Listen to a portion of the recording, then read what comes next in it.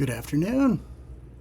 It is Wednesday, July 3rd, 1 p.m., and we're back to pick up where we left off from this morning. We got our components described, and then we determined which ones are going to depend on which other ones. And then we created our project references inside the dotNet solution, and we added an empty code file called an interface. In dotNet, that basically means we're describing the behavior that we can expect from a particular component. Other languages, I think Java might call it, I think Java actually calls those interfaces as well. I've seen them referred to as protocols, I think, in Swift. I've also seen the concept of header files in C# or C. Sorry, they're not header files in C#. I was thinking of C. I believe C++ also uses the idea of interfaces as well. Maybe a more general term that we could use is a contract. I've seen back in the old WCF days where these interfaces would form what's called a service contract, which defines the publicly addressable parts of a remote service that we can call into. And I like the term contracts for this particular context because like a legal contract, if we want to change the advertised or stated behavior for our components, we have to make sure all concerned parties are aware and agree. Otherwise, our system is going to break. So before we ramble on about this stuff any longer, let's dive right in and get started. So here's our current work tracking thing. We're going to design our public operation contract for the DiceEngine with its initial methods. And we're probably not going to get this perfect right off the bat. We're going to have to iterate a little bit, but once we're done and published, we're going to want this contract to remain fairly stable. And while we're defining that contract, we're going to come up with some other things that we're going to need to define, some other concepts. Maybe not behavioral concepts, but perhaps objective concepts. Things that we'll be exchanging between components within the program that we're writing. Just to recap for people that are just joining me here, what we're building is a simple console app. I run a homebrew D&D game, and every so often my players will encounter like a shopkeeper or a server at a tavern or just somebody out on the street, and they'll want to know more about that individual than I have prepared in my brain. So I very quickly need to come up with a name, a description, what they look like, and just in case they decide to pick a fight with them, I should probably have some game statistics about that individual that they've just encountered as well. I'm not good at coming up with that stuff on the fly, so I figured why not try and create a simple program that will help me with that situation.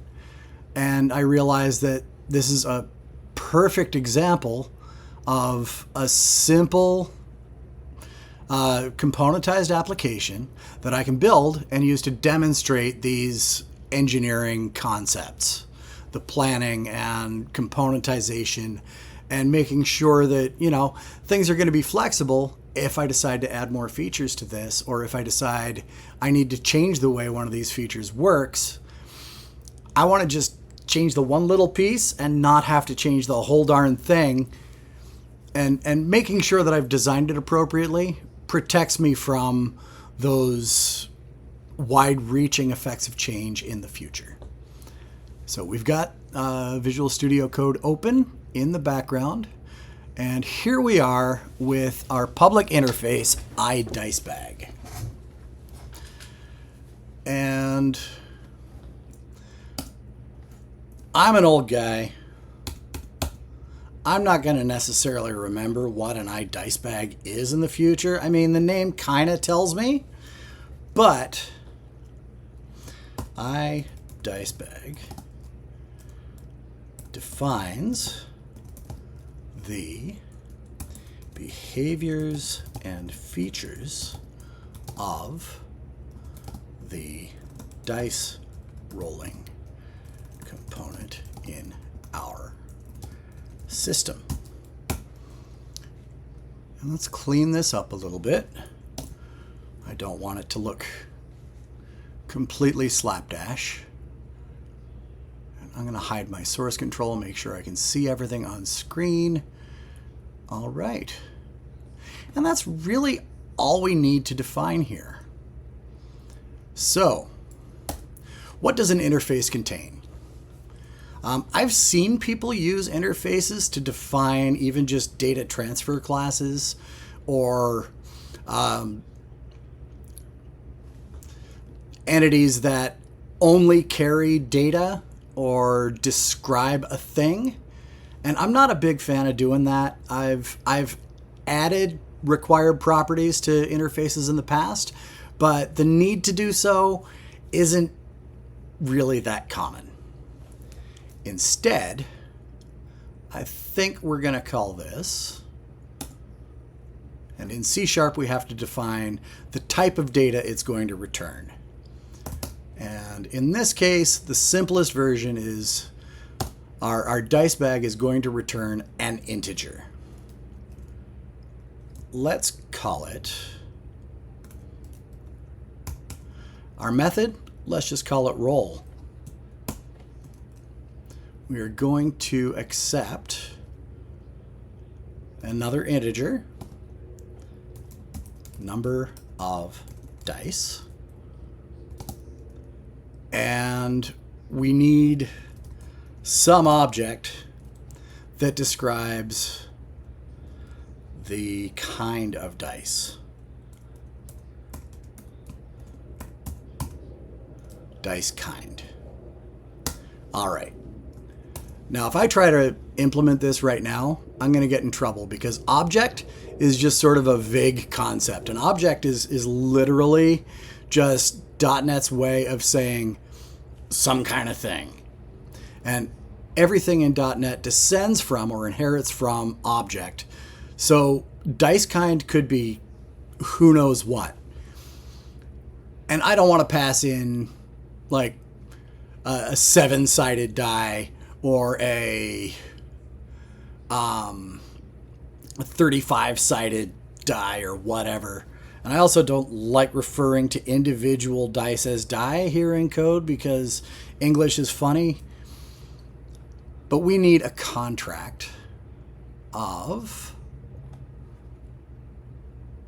we're going to add a new file, and we're going to create an enum. And an enum is just a funny word. It's just a shortened form of the word enumeration or enumerator. And enum refers to a data type that can have one of several preset values. And let's call it math rock kind. All right. Now, let's say, now it's trying to suggest that I add a enum member something or other attribute there. We don't need that. Let's say D2 equals 2. We're just going to list out the common kinds of dice we might encounter in a role-playing game. D4 equals 4. D6 equals 6. D8. D10.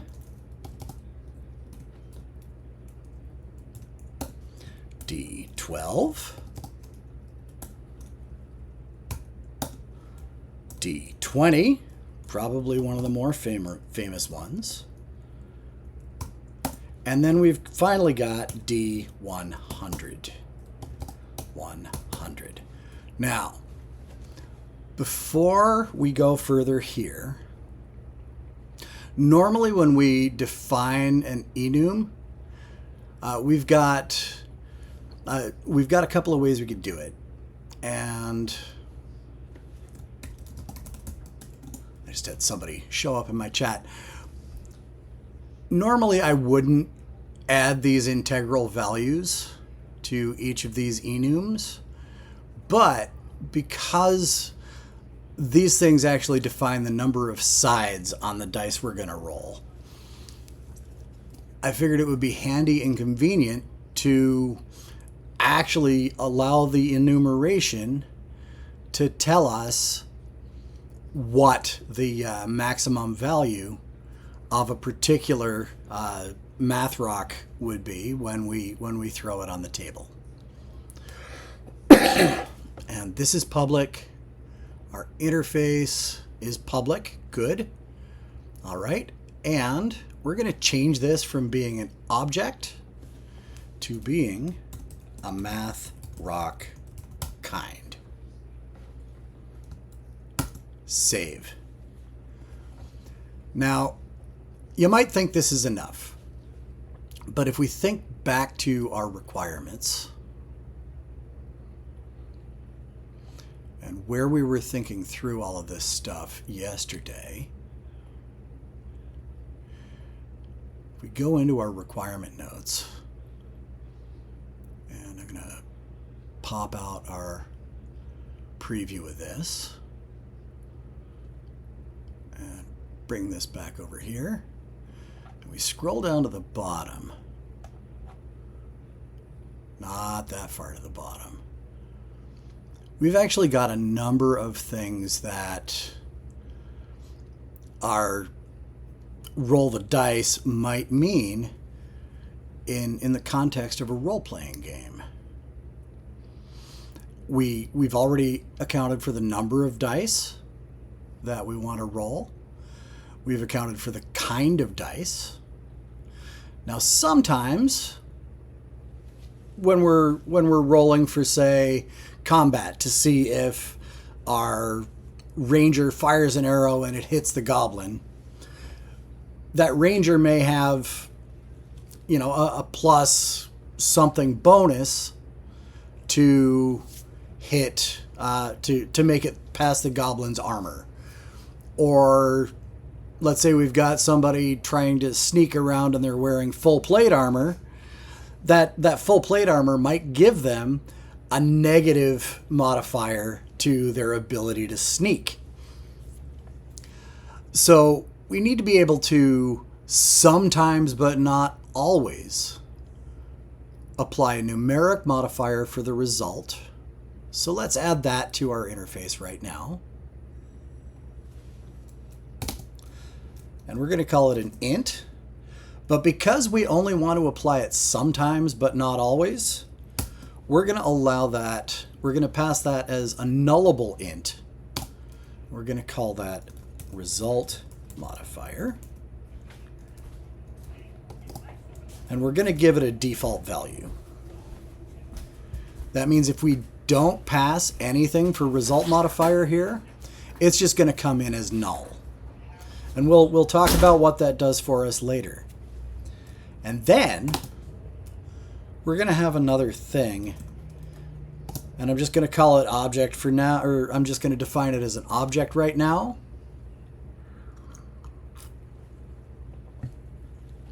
And we're going to call it our roll modifier.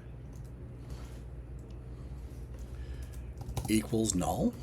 Now, before we can make the default value null, we have to set the parameter type to null. So now we have our method almost fully defined. We have to make something that'll describe this roll modifier.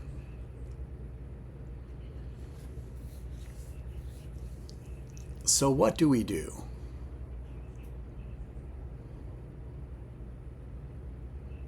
How are we going to do it?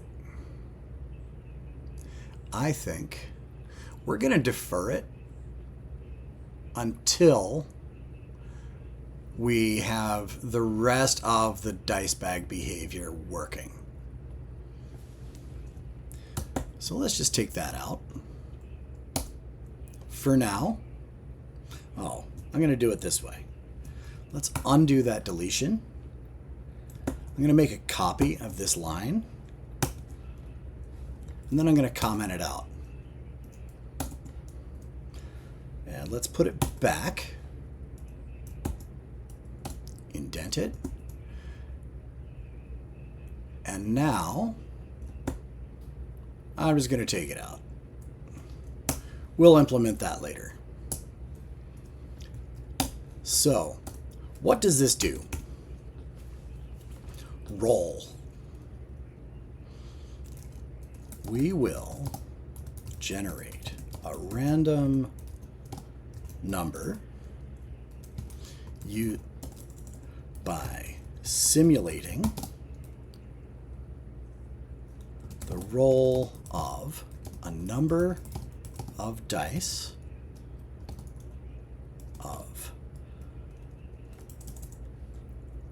each of which has a number of sides determined by the dice kind, and if we have a and possibly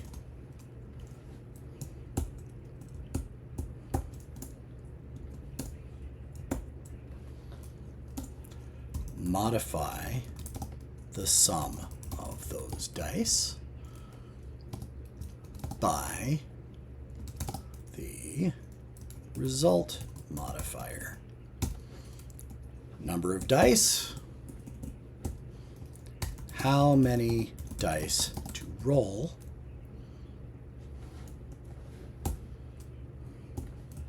how many sides do these dice have,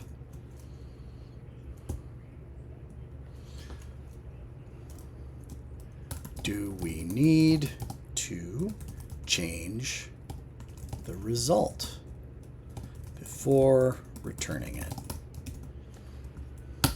All right, so we've got that. Now, in the past, I would have referenced our DiceEngine down here in our console client and written a bunch of functions to test it and make sure that it's doing all the right stuff. And that's perfectly valid, but it takes a long time and it'll just mess up my client application.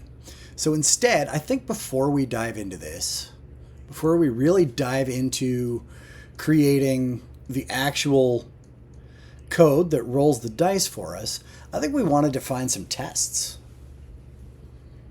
So I'm going to add a new solution folder. I'm going to call it tests. And to this, I'm going to add a new project. And I don't really want MS Test, NUnit. We've got XUnit. Let's use XUnit. XUnit is a unit testing framework. It allows you to write code that exercises different components throughout your application. And the naming convention for our test projects is the name of the project that we're putting under test. So in this case, it's GameTools.DiceEngine. And I just noticed a potential problem that might be a giant pain in the neck to fix. But GameTools.DiceEngine tests. Enter. Source, tests. I actually want to choose a different directory to put this stuff in. So we're not going to go into resource access. We're not even going to go into the source. I'm going to create a new folder here in source called tests. Let's create it. Good. And we're going to put it inside this test folder. So a project will be created in source, tests. That's not where I wanted it to go. Fine. We'll just put it here. It's not the end of the world. Now, the problem that I just noticed is Game Tools has a lowercase t here. I want to see. Oh, we've got uppercase and uppercase and uppercase. And if we leave this at lowercase, it's going to wreak havoc when we try to create references. Because you can see here that Game Tools, our namespace, is a lowercase t. Everywhere else it's an uppercase t. And that's going to be a big problem for us. So I need to fix this right now.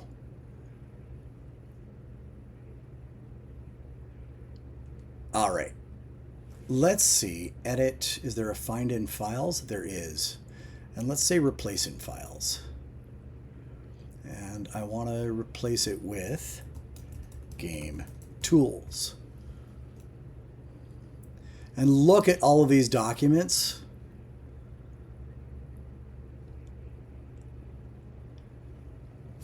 I believe we've got some other options. Files to include, files to exclude. That's not what I want. I want to make sure, excuse me, we're matching case. Good. All right. What's that mean? Preserve case. Yep, good. And let's just go ahead. Bravery test. Replace. All right. Now, we've just done a really honkin' big refactor.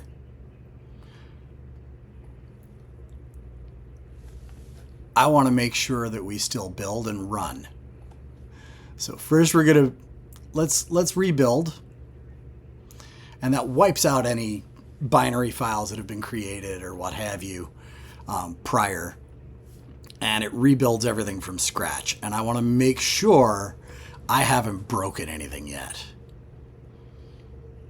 All right, terminal will be reused by tasks. Press any key to close it. Good. And let's run our game console client. It still doesn't do anything interesting. All it's going to do is print out a hello world in blue down here in our console. The important thing is our console client relies on our manager. Our manager relies on all of these things. And I want to make sure our dependencies are still good here. GameTools.DiceEngine, good. Good. All right, we have fixed our problem there before it became a really big problem. Excuse me for just a moment. Just for a second. All right. I feel much better about how things are looking now. Now here's our tests, GameTools.DiceEngine. Before we can write any tests, we have to make sure that this project knows about this project. So we'll add a project reference. And we're going to reference GameTools.DiceEngine. And make sure it's the correct case. It is not. We're going to have to go digging through this stuff, I think. It's okay.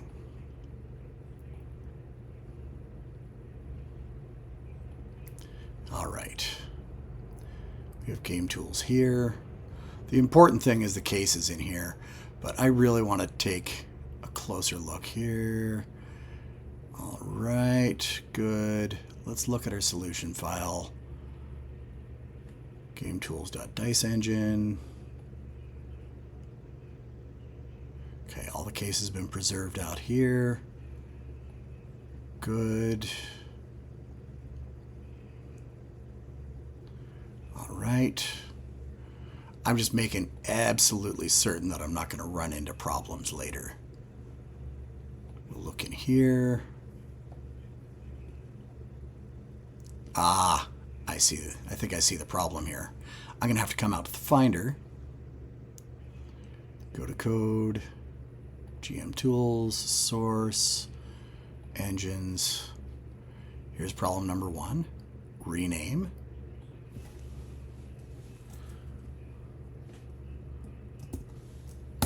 Tools.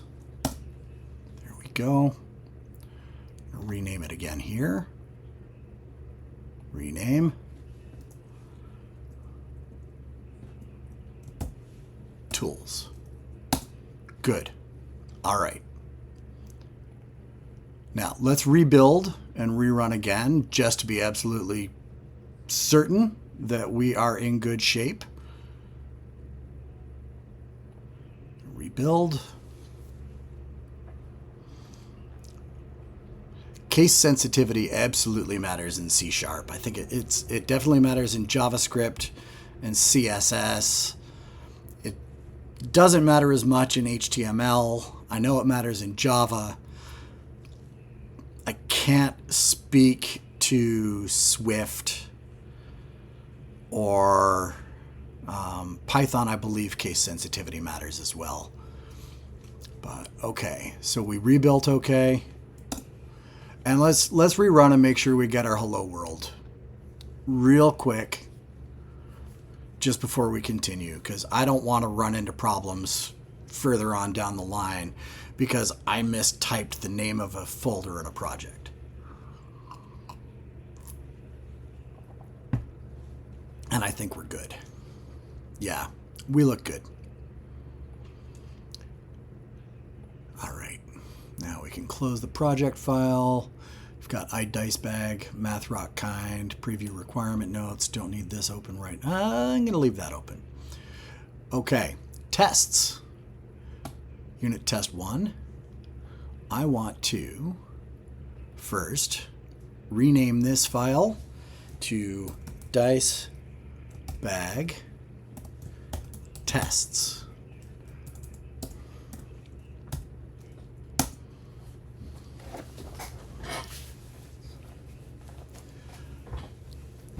All right, let's talk about what this code does. So right here we're in GameTools.DiceEngine.tests. Let's see if it's doing the stupid thing with the implicit usings. I don't like that. Disable that. Goodbye. A lot of people really, really like that stuff. It's not for me. So namespaces are just organizational things, concepts that allow us to basically organize our classes and interfaces and all of our different code entities into more easily think-aboutable, more easily shareable folders, so to speak. A class, that actually compiles to executable code. And unit test 1, we renamed the file, but it didn't rename our class. We're going to call it DiceBag tests. Save that. Fact. This is, as we can see, it's an attribute that's applied to a method, like our public void test1, that, and it indicates that it's a fact and should be run by the test runner. We can also extend it to support customized definitions of a test method. I'm not going to monkey with that. Test 1 Well, what are we testing? Let's add some comments.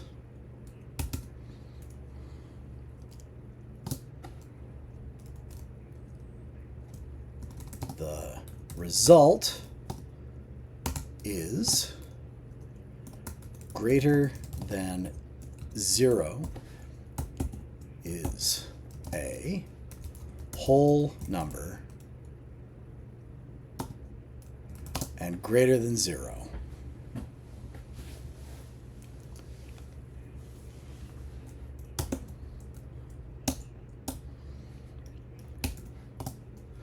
None of the result of the roll is at least the number of dice we rolled. The result of the unmodified. The result is a whole number and greater than 0.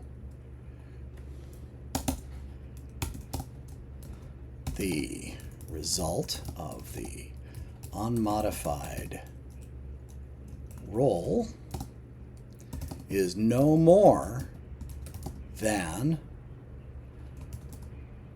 number of dice times sides, dice kind. Excuse me. And greater than 0. Okay.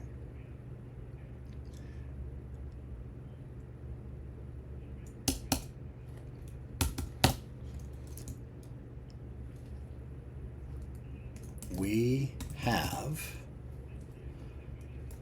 the correct number of dice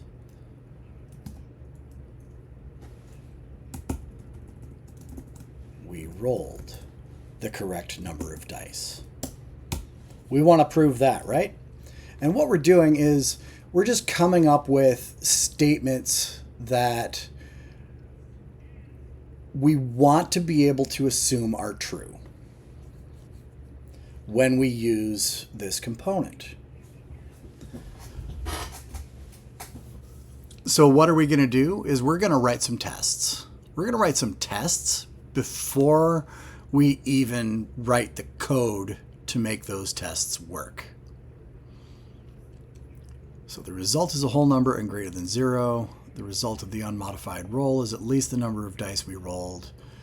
The result of the unmodified roll is no more than number of dice times dice kind. We rolled the correct number of dice. When we go to implement the result modifier, we're going to add some more statements that we want to verify as being true. For now, we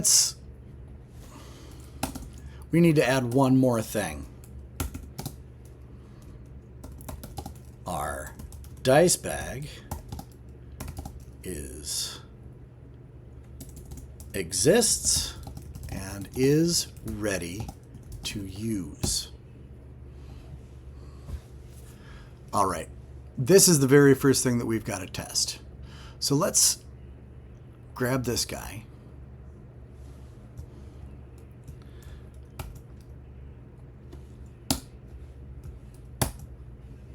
And we're just going to add that as a comment up here. Nope. Let's put it back here, and I'm going to add the comment. Nope, don't add it there. Oh, I'm so lost without Visual Studio. Here we go.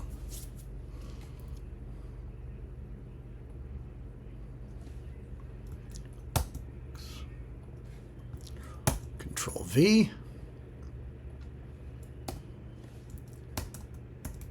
DiceBag.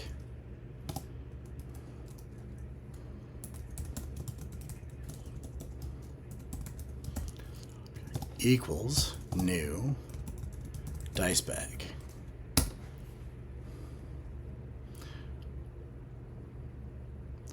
Okay, and where's DiceEngine? DiceEngine doesn't exist. Let's save this and see if it gets angry at us. Maybe not yet. I bet we have to build it. Let's build.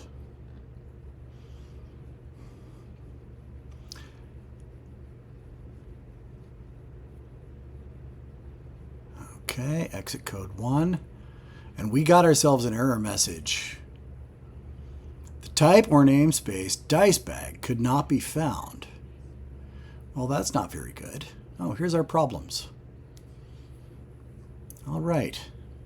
Well, what are we going to do about that? Oh, there's our red wiggly. All right. And let's change the name of this. DiceEngine. Test exists.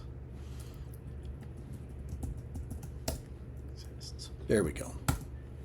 All right. Right now, our test is failing.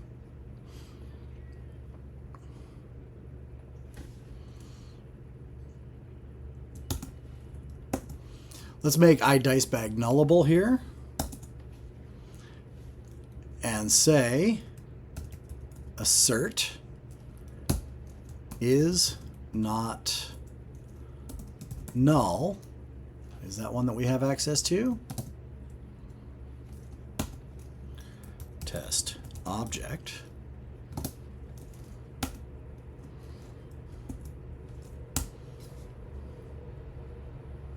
Okay, assert doesn't have a definition for is not null.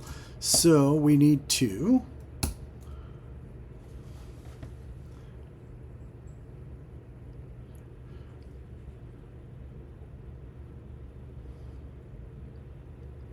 is assignable from is not type, is type not empty?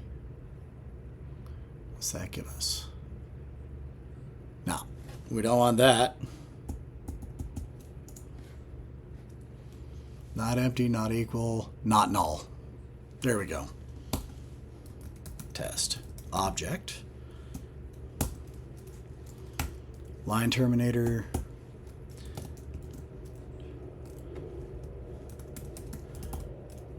Testing DiceEngine constructor failed.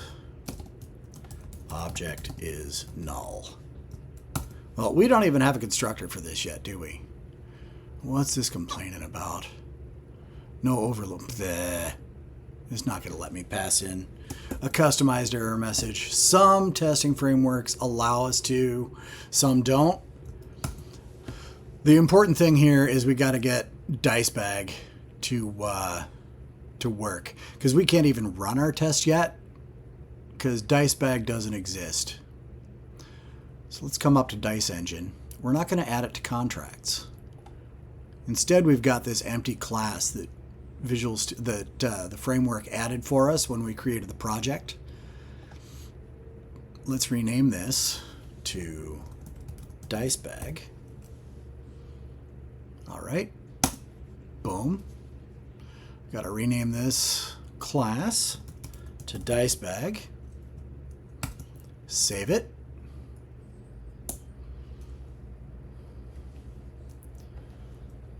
And I don't know why Codium is suggesting that I have it inherit from a base class that doesn't exist. But let's see. Let's save it. And why are you complaining? An explicit conversion. Oh, yeah. So what does this mean? It can't convert our type DiceEngine.DiceEngine to IDiceBag. Well, that means that we need to, in order for that test to pass, tell the rest of the application that DiceEngine can be considered one of these. And we need to implement the interface. Now, here's the thing with these contracts. A contract or an interface will describe the behavior of any component that claims to implement that interface. So for DiceEngine to sign on to the IDiceBag contract, it must provide the behavior that's described on the contract. And that's all it means. And now we've got this. Is it going to let us run it? Not here. I bet, though, we can come over here and debug, start new instance. Nope. How about over here? Variables, run and debug, console client, C#. Nope. Run. No. See, in the big time Windows version of Visual Studio, we have the ability to just right click on the solution and run all of our tests. In Visual Studio Code, it's a little bit more stripped down, a little less automated. So I'm going to have to do some learning here. Open an integrated terminal. Where are my tests? Here's my tests. Golly. Here we are. It's the little icon over here. And we can see that we have exactly one test under our DiceEngine tests. And it's DiceEngine exists. Let's run. And this test is going to pass. Now, normally, like if you're doing test-driven development, which I'm kind of but mostly not doing, when you're doing test-driven development, the rule of thumb is you always want your tests to fail the first time you run them. And then you write just enough code to make them work. And then you refactor the code to make the code correct. And you use your tests to make sure you didn't break anything along the way. They call that red-green refactor. And I kind of get the idea behind it when you don't already know the correct or the best way to write a function, or you're just kind of discovering about the functionality and things like that. That's a perfectly valid way of getting your development done fairly quickly while making sure it's correct. My counter argument to that philosophy is it's always best to do things right the first time. Why would we, if we already know the right way to build a function, why would we do it sloppily and then have to redo it the right way when we could just do it the right way the first time and save all of that pain and agony and actually spend that time building more functions and more methods? When you don't already know the correct or proper way to do something, though, red-green refactor works great, especially if you're just figuring out, how am I going to make this happen? It's perfectly good for that. Let's turn these guys into tests. So, fact, public void, DiceEngine,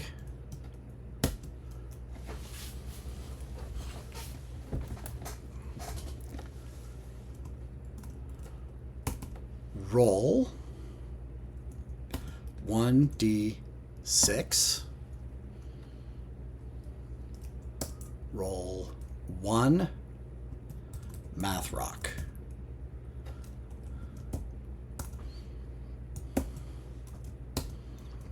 Expect positive integer. Bam. Oh, why are you giving JavaScript braces? All right. So, first thing we got to do when we build a test is we arrange.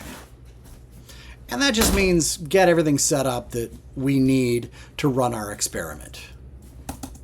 Then, act. All the stuff for our experiment. Do the experiment. Assert. Check our results. Okay, TDD and unit testing purists are going to show up at my house in their black helicopter, and they're going to put the bag over my head and drag me away to some site and put pins under my fingernails in a second. You'll see why. So right here, our arrange. Well, first we need a DiceEngine.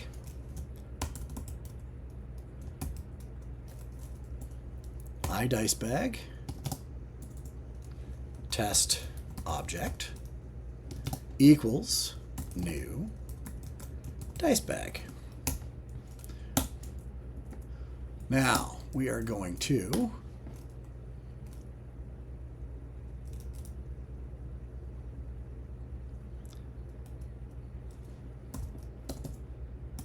var result, equals test object dot roll 1 and we'll pass in a math rock kind. There we go. Now I've got a couple of problems with this. Number one, we've got magic numbers here. And number two, we're just going directly here and we're passing values. And yes, that's what we do with parameters when we're with parameters when we're invoking a method. But it's far, far better to instead say we're going to pass an integer, number of dice equals 1. And then we're going to have a math rock kind.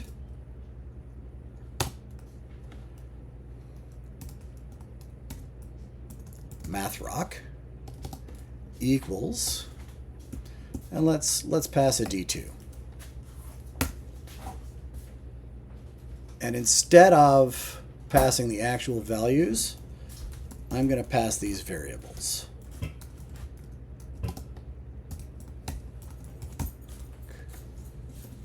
And you'll see that we didn't pass in any kind of result modifier or anything like that.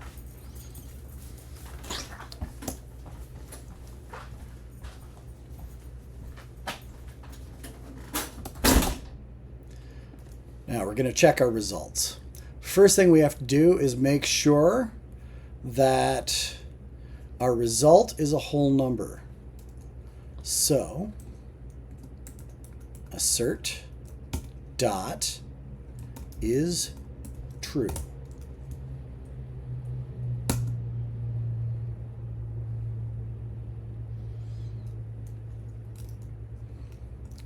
Result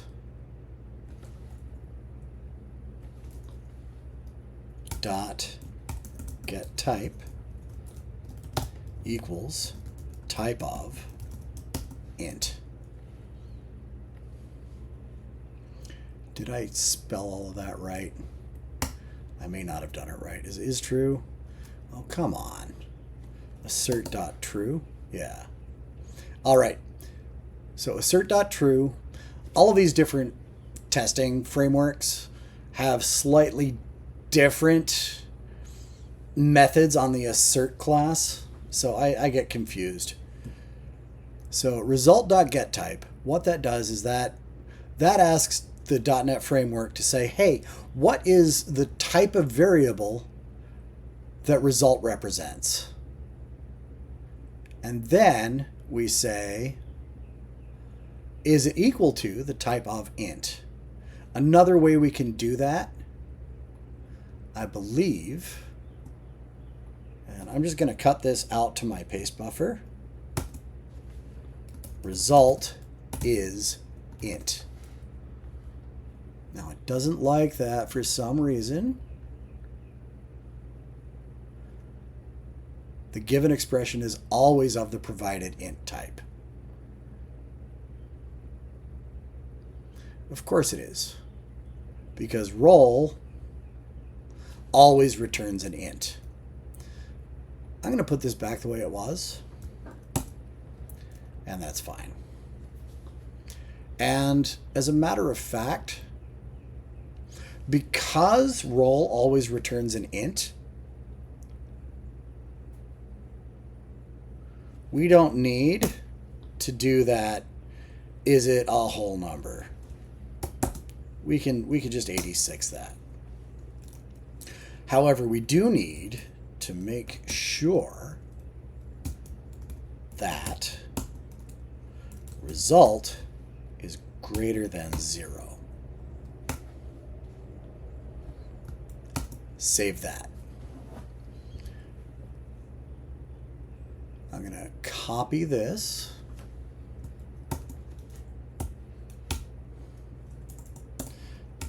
And we'll add an XML comment. And sometimes our IntelliSense in VS Code goes a little wacky. But I can't use the full Visual Studio because I'm on a Mac. And that's okay. VS Code is good enough. So the result is greater than 0. I'm not going to run this yet. Well, no. Let's go ahead and run these.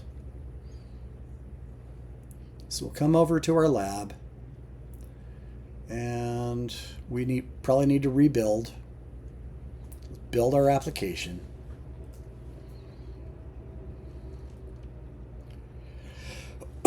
And now that we have an actual bona fide test, we can actually rerun all of our tests and see that one of them, oh, yep, the test is still in progress. Let's run this guy. Actually, no, let's just run them all. And it's trying, it's running, it's doing its thing. And we saw that DiceEngine exists past, but we see that we got a not implemented exception when it tried to invoke the roll method. And yeah, here's a bunch of stuff, and that's fine. And that's because all we did was just add the interface, implement it automatically, and yeah, when we throw this, it's just saying, okay, throw an error. We haven't done this work yet. Let's do something really, really quick. And say return 1.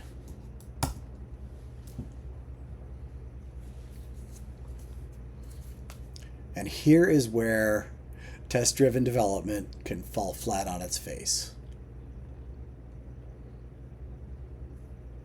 Because we've just hard-coded roll will always return 1. And if we write a test and then we write just enough code to make sure it works, and then we go back and add more tests and come back and modify so that all of the other tests work and so on and so forth, we're wasting an awful lot of time. But we're almost out of time.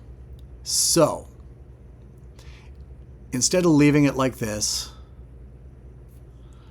well, no, I am going to leave it like this.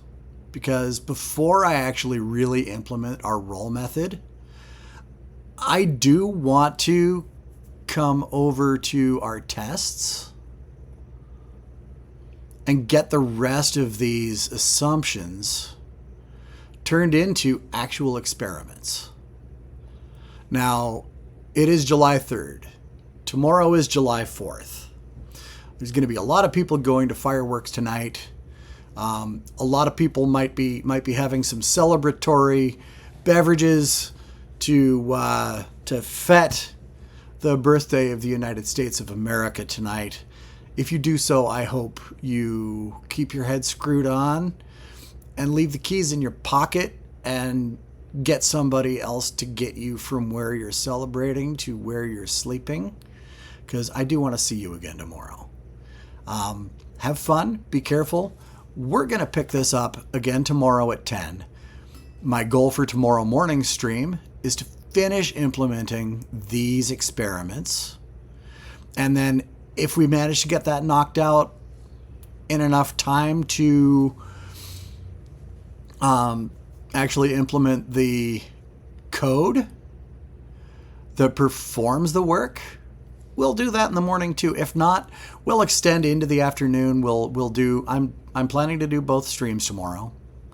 So tomorrow in the morning, we'll finish writing our tests. We'll finish forming our experiments. And then as soon as that's done, we're going to implement this roll method just for these first two cases. And then make sure all of our tests run.